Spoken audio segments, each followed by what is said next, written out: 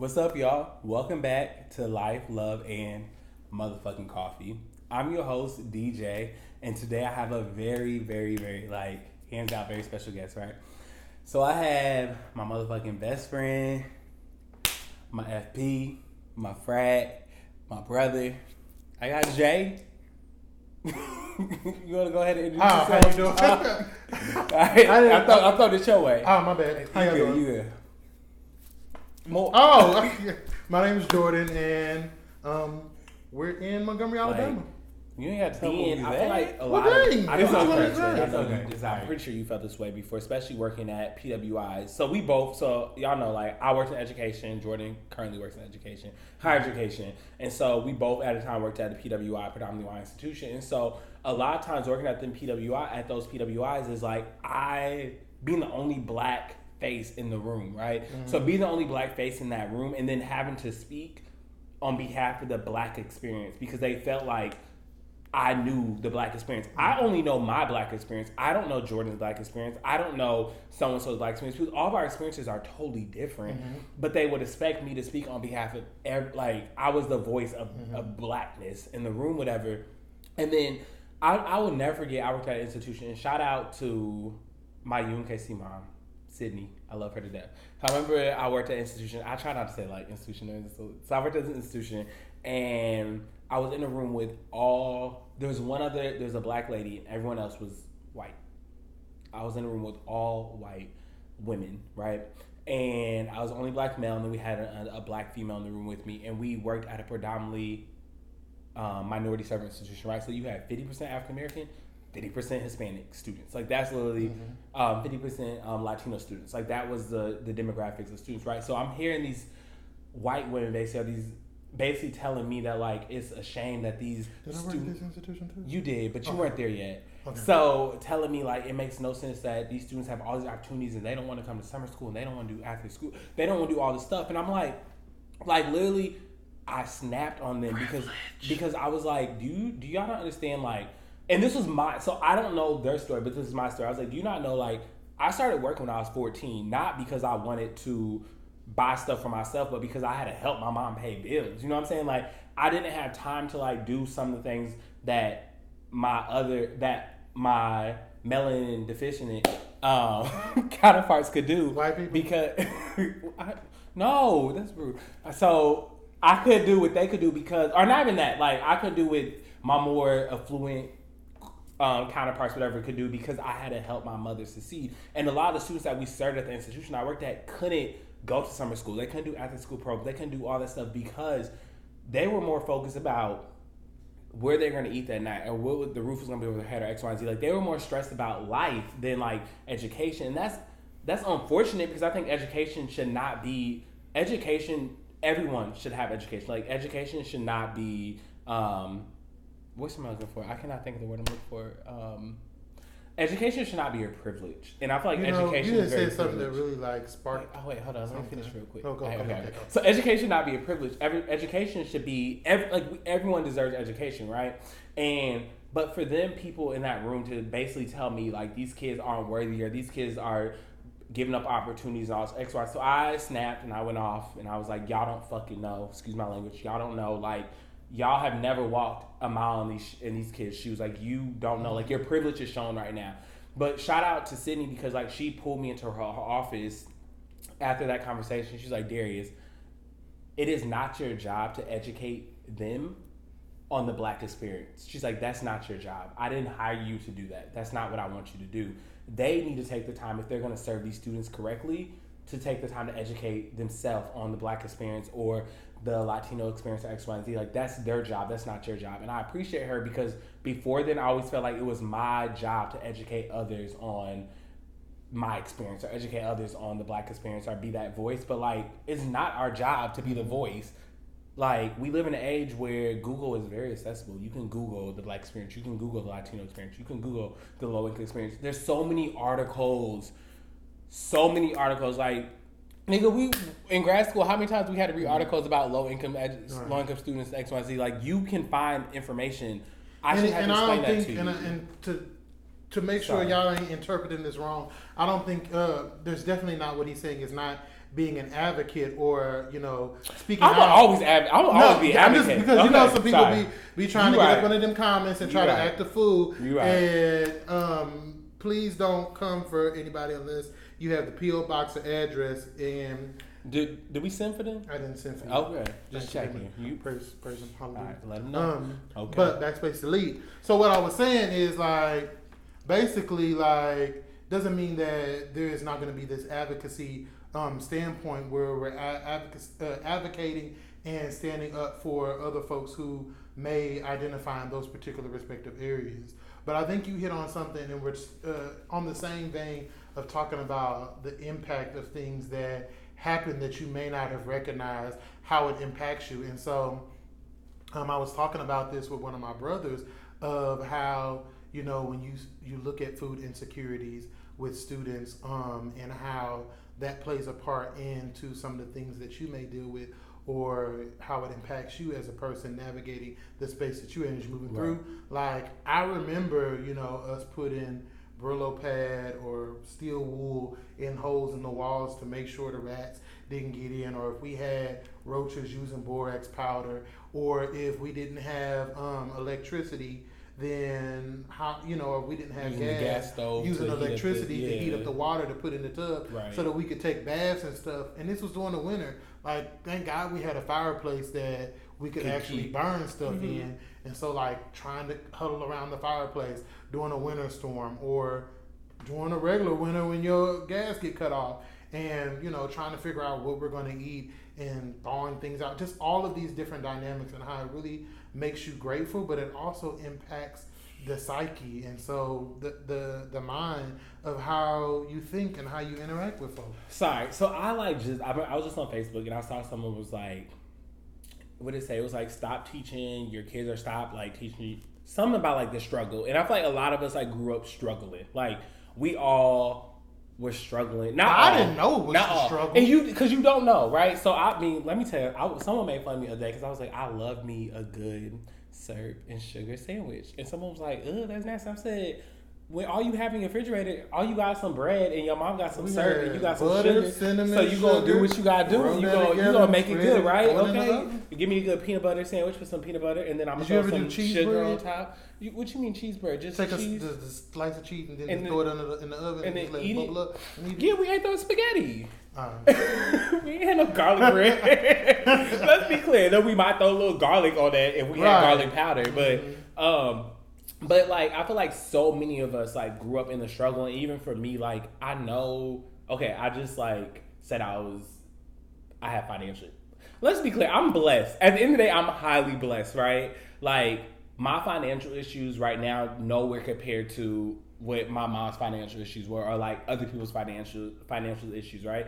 And so I can say like, yeah, I'm struggling financially, but I also know at the same time, like, I'm really blessed because like where I'm at in life is totally different than where I ever thought I was gonna be in life. And I'm pretty sure you can kind of say the same thing, like, and also like where I ever thought I was gonna be in life, and where coming from, like where I come from, like what I'm doing was never. I was in Colombia the other day. For work, whatever, Bogota, and I was like, never. I'm like, that's this little, country, right? Yeah, it's Bogota, Colombia, like South America. Oh, okay. So I was down there, and I was like, this little. I'm not little now, I guess I'm a grown ass man, but like in my mind, like this little black boy from Cedar Rapids, Iowa, is like down here in Colombia. Like, never in my life did I think like that would be in Colombia. Like, you know what I'm saying, or like all the different places I've been, even when I was in college, and being like, dang, like I'm going here, or like I'm interning in a mayor's. Never in life did I think I would be in a mayor's office, or I'll be working with a senator, or, you know, like Senator McCaskill. Like, never in life did I think I would be doing those things, and it blows my mind sometimes because it's like, nigga, we blessed. Sorry, Why are you hitting me? I don't know. Okay, so. Let's talk about like one more. Actually, let's talk about like one more thing, because we still on the mental health kick, right? Yeah, we on whatever you want to talk about, friend. So awkward. No, but we were still talking about that, and I think another thing just to think about is, you know, not being uncomfortable with, or being comfortable with being uncomfortable.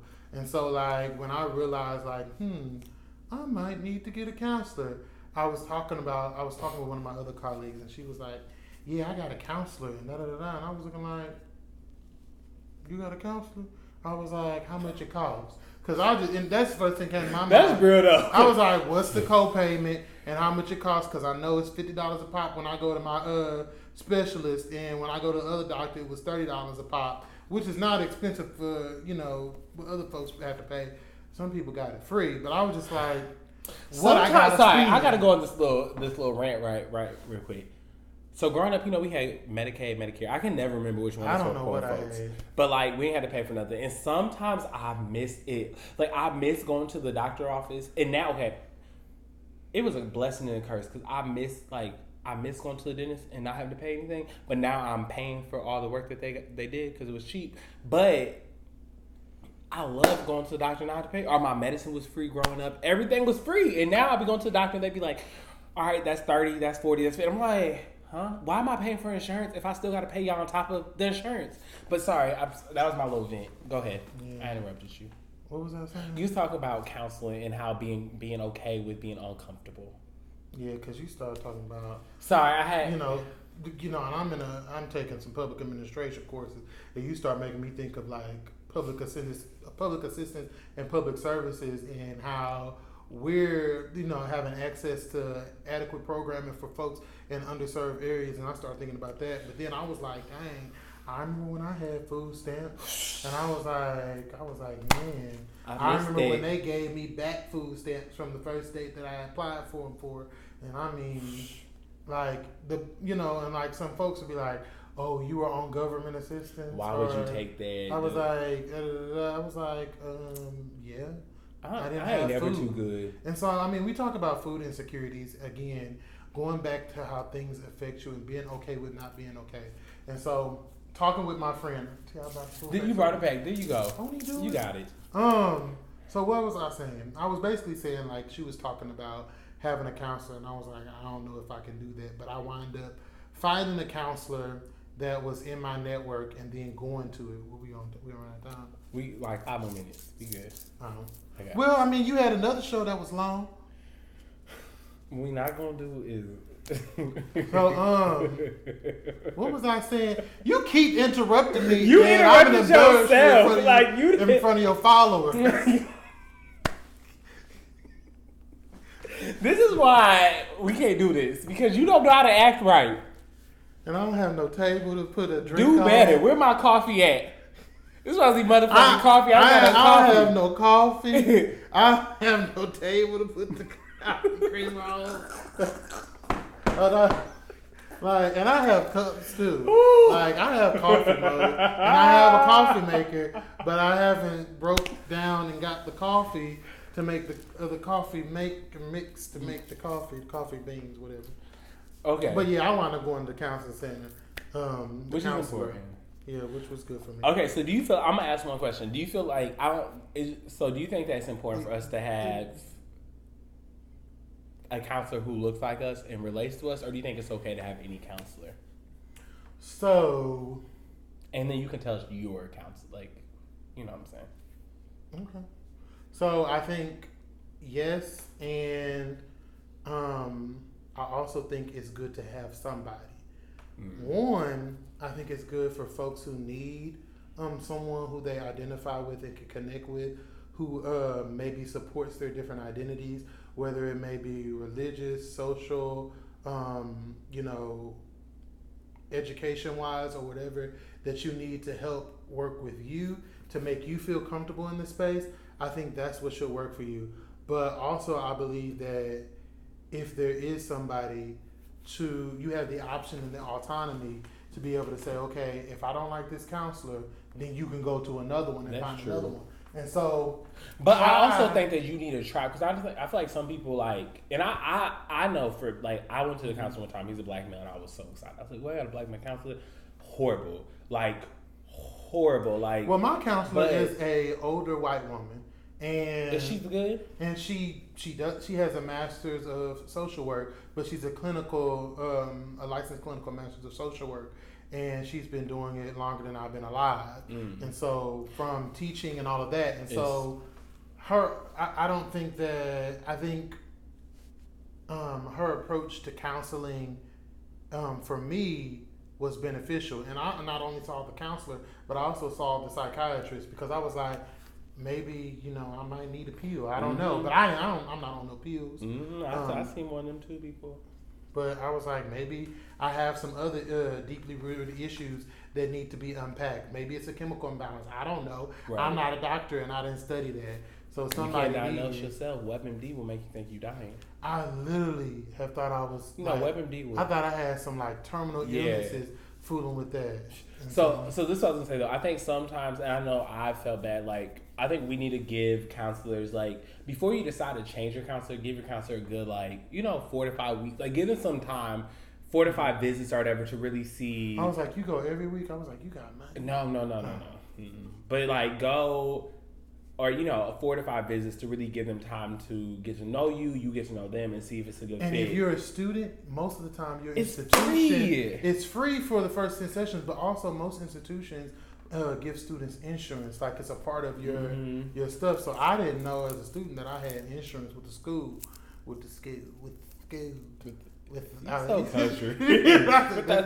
Okay. School. No, with the school. And students, sometimes you have to opt out. And so more times than not, you have insurance with the school. And you can utilize those services for whatever you need to make sure you can, it might be a small fee, but the fee compared to what it would be outside of having that insurance. And so, some folks, there's also insurances that you can get as that is a public service that you can also utilize. And then there's also community organizations that provide counseling services in everybody's area, non-for-profits as well as community agencies that can, support you. Checking in with folks, like you said, I think it's important too, because you never know who might need some type of ideation, whether it's suicidal ideation or who's going through something, and life hits us differently at different times. That's sometimes the smallest thing could trigger you.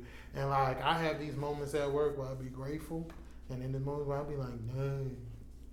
So let's go and wrap it up. So I'm going to ask, if you can say there's 2 things that you feel like you want people to take from this episode, what would you say? Counseling is not a bad thing. Okay.